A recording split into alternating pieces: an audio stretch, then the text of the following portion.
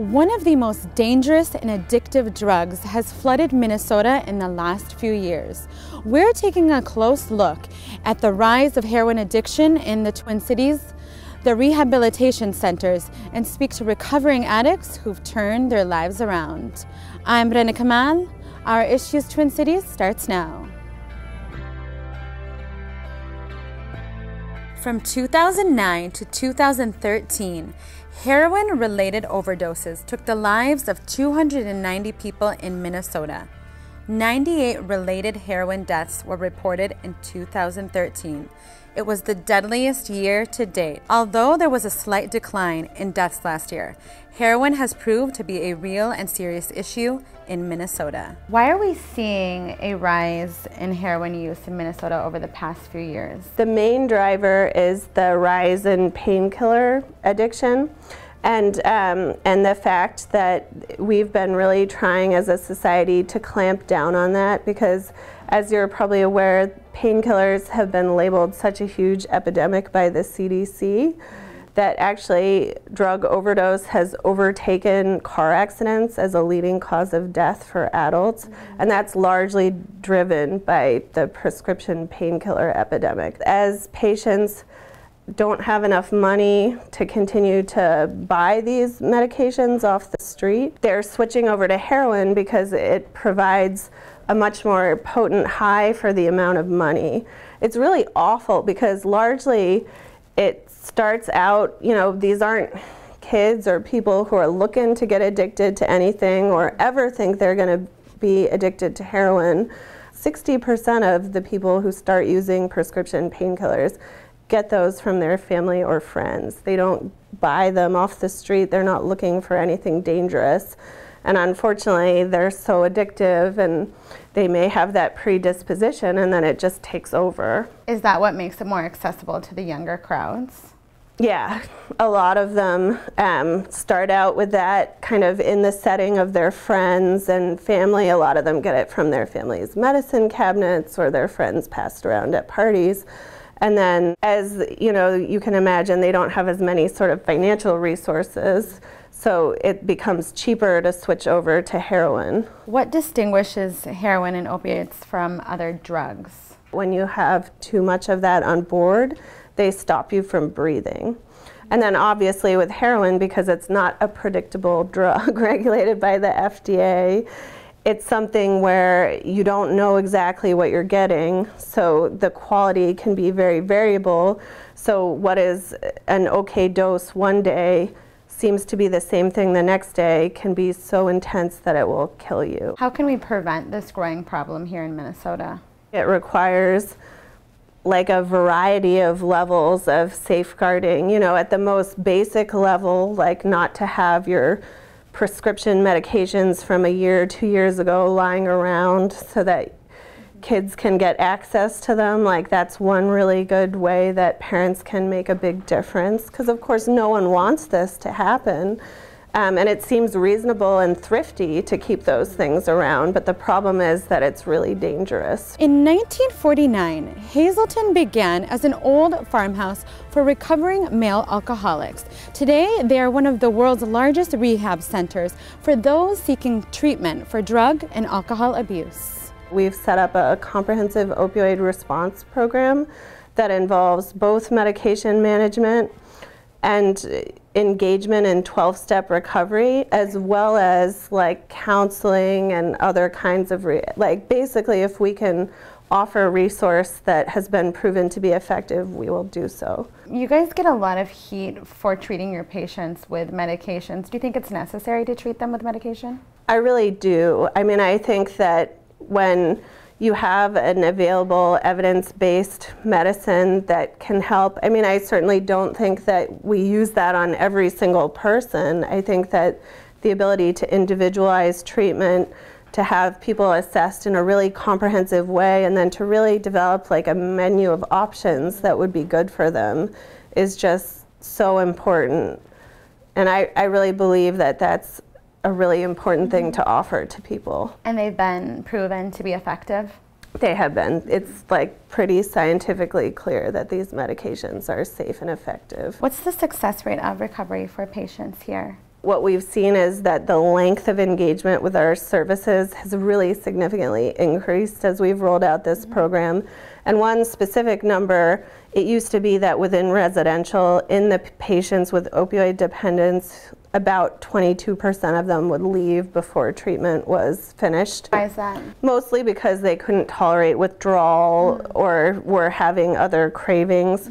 At this point, it's only 7%, and that's since we've added the medication-assisted treatment. We're doing a lot of research on the other numbers to really get better grounding, but it's a little hard right now because this program is so new.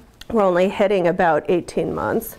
So we're actively monitoring that. What do you think is the most challenging aspect of the program for heroin addicts when they join Hazelden? This requires a huge change in their behaviors and a huge change in really every part of their life. So people have to leave behind their family, come to stay at Center City for 30 days. I mean, they're going through horrible withdrawals because of the physical dependence that is so intense with opioid addiction, that I think there's numerous factors that make it really difficult. Do you see a lot of them overcoming that? Yeah, I think that, you know, the medication is a tool that does help that, you know, because that can help just take away the physical stuff.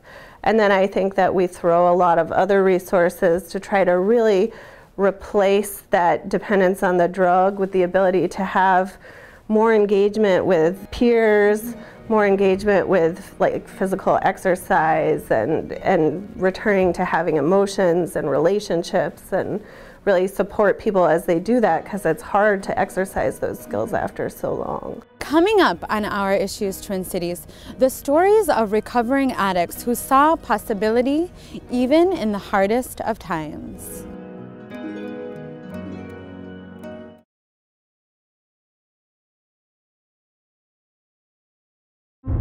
For the last few years, Samuel has devoted his life to God.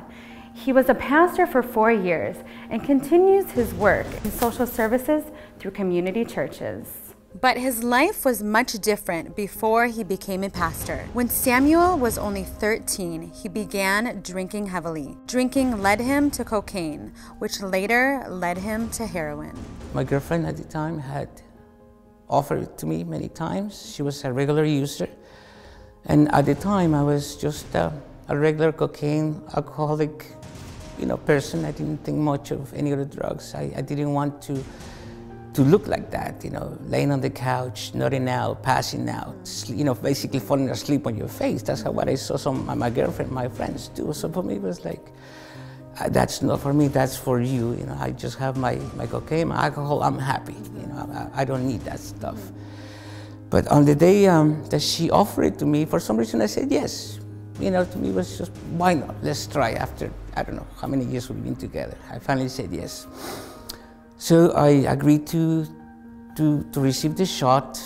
I was a little bit scared. Yeah, were you scared? Yes, yeah. I was, you know, looking at the needle and the spoon, and I didn't know what it was gonna be, but I kind of trusted. You know, okay, I'll do it. So I remember a neighbor again came over, brought the syringe and all that stuff. They washed it, whatever they did, and I just kind of turned away, you know, because I didn't want to see my hand. I remember that they took off the tourniquet, the rubber band, and I felt really good. I would say yes. I would say for about, 1 minute. I felt really good. I felt peaceful. I felt joyful. I had no worries. Physically, I felt like I had nobody. It was just pure mind. My mind was at perfect peace. And I passed out. I remember them waking me up, throwing hot water at me, cold water, trying to wake me up, walking me around the house. I stopped breathing. One of them performed CPR just to get me going. So through the night and the efforts of them trying to get me sober, not to let me fall asleep and basically die. I was very sick, you know, through that night for a whole week. And basically that was my introduction to heroin. You know, it was bad. For 1 minute, I could say that I was aware of how good it felt. And you overdosed. I overdosed. I literally overdosed. And if nobody had responded to me, I would have died. So what made you keep using after you overdosed? The memory of how good it felt. That 1 minute. That 1 minute, yes, that 1 minute. About a week later, after I had OD'd, I had had a fight with my girlfriend. I was very angry, outraged, whatever it was just, too much for me to handle. And I remember that I needed something.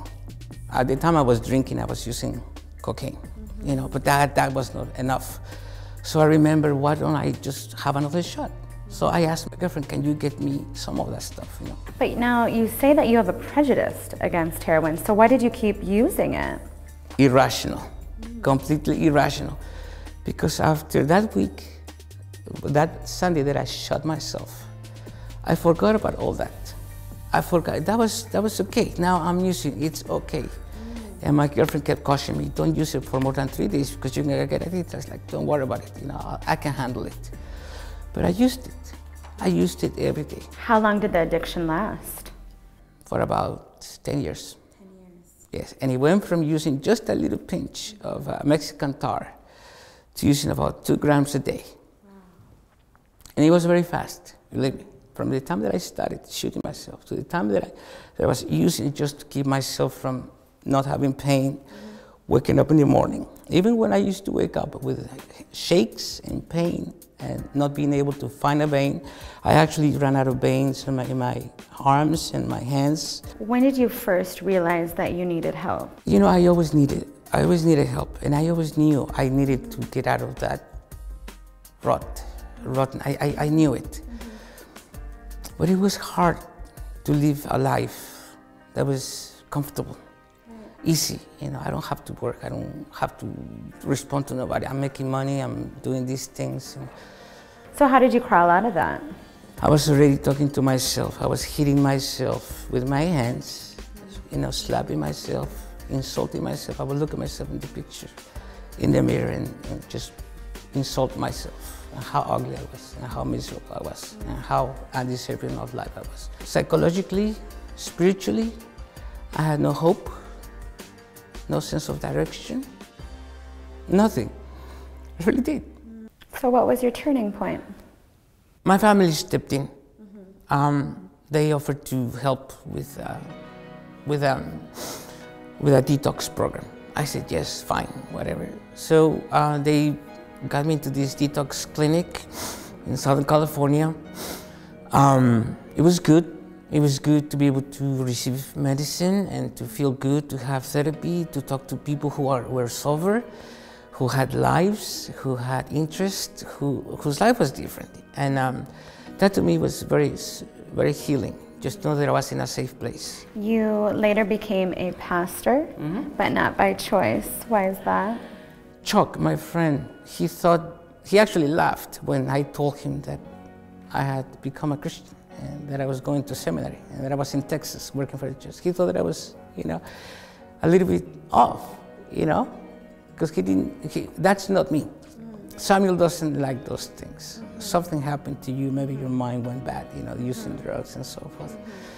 But it's interesting because this is not like me. It was just a desire that came by means of a relationship, in the same way that I have come to know my children, my babies. It's just something really wonderful and fulfilling. That the more that I look at my babies and my wife, I see the beauty of God and the goodness of God, how gracious and good He is. Changed your life. Yeah. Coming up on Our Issues Twin Cities, we may have reached a peak where we may see a decline in that coming up. That does not mean we let off the gas.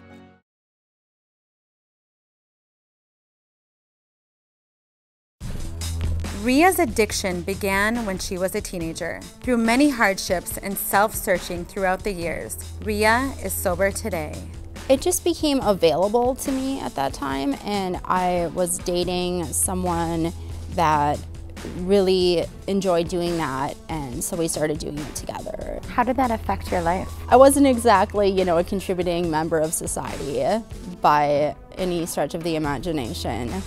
So I was just basically living in a drug house and not working or anything, of course. I didn't have any responsibilities. The only effects I guess it really had on my life were that I wasn't pursuing anything different.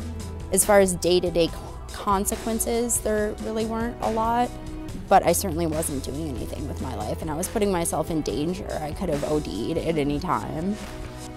And there were times that did happen, not at that point, but other times. How did you get by? How did you make a living? My family, mostly my dad, would give me money or help me out with food and things, and we would, go fly a sign, as we called it, hold up a sign and collect money from people or ask people for change. Mostly just things like that.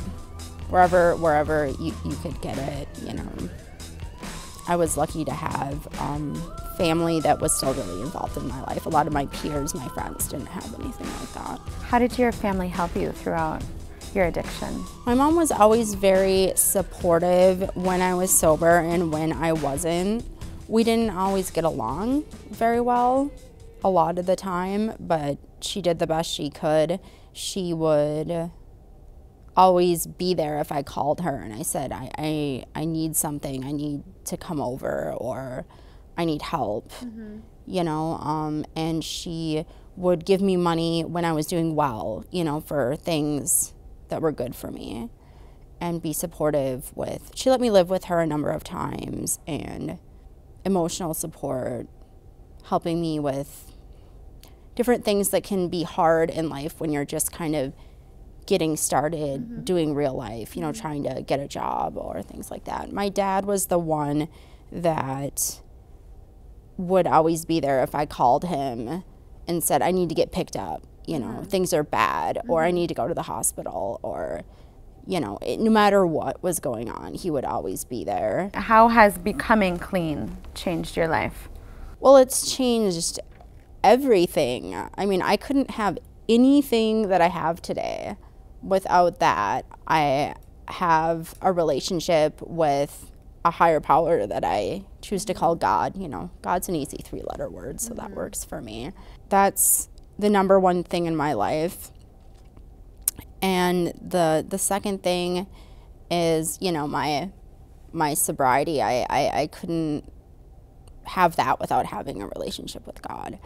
And I'm a good person today. I like to think of myself as a good person. I am, I'm honest. I have a job that I'm really good at, and I have a lot of friends. I'm good to my family.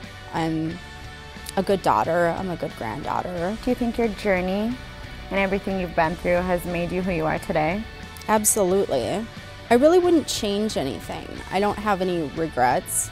It's my belief that I was born this way as an alcoholic and an addict, and you're gonna ultimately be an alcoholic and an addict actively until you decide to do something different.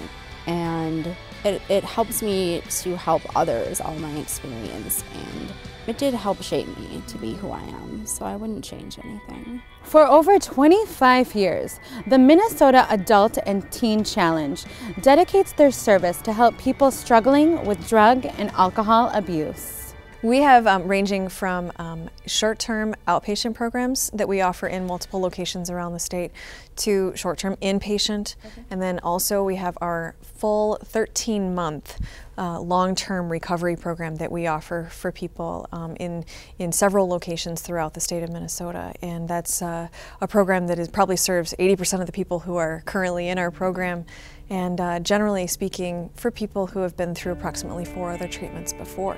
And so there's a wide range of need out in the community, and we want people to know that there's a wide range of services as well.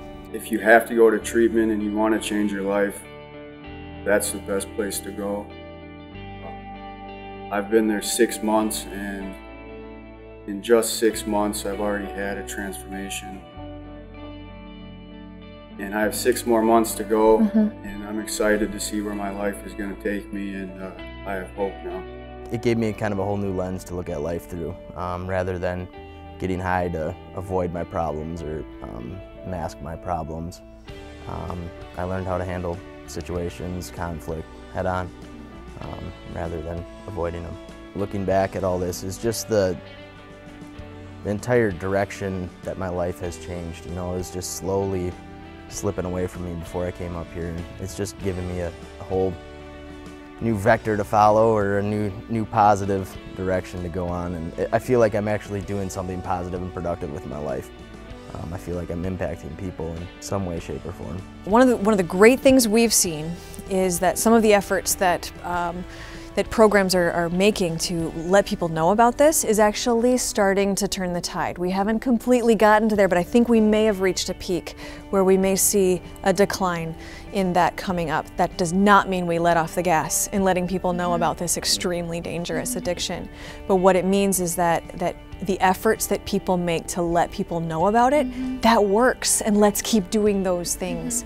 And as new addictions rise, let's do it with those, and let's stop these things before they get out of control. Over the past several years, we have contracted with the Wilder Foundation and asked them to independently survey our graduates. And there has been a vast majority of our clients who report no drug use in the previous 6 months at the time of their being contacted. And on top of that, 80% of people saying that this program was good to excellent. Many of them saying they're in school or working full-time, or they've rejoined their families. And so success can be measured, we think, hopefully, in multiple ways. But the vast majority do report no drug use within that previous 6 months. This is not something that is something you should ever let fear keep you from getting better. We want people to recover, and we're so hopeful that they will return if they need to. If you are someone who is struggling with addiction or know someone who is, please visit the websites on the screen. Thank you for joining me this week on Our Issues Twin Cities. I'm Renika Mann. See you next time.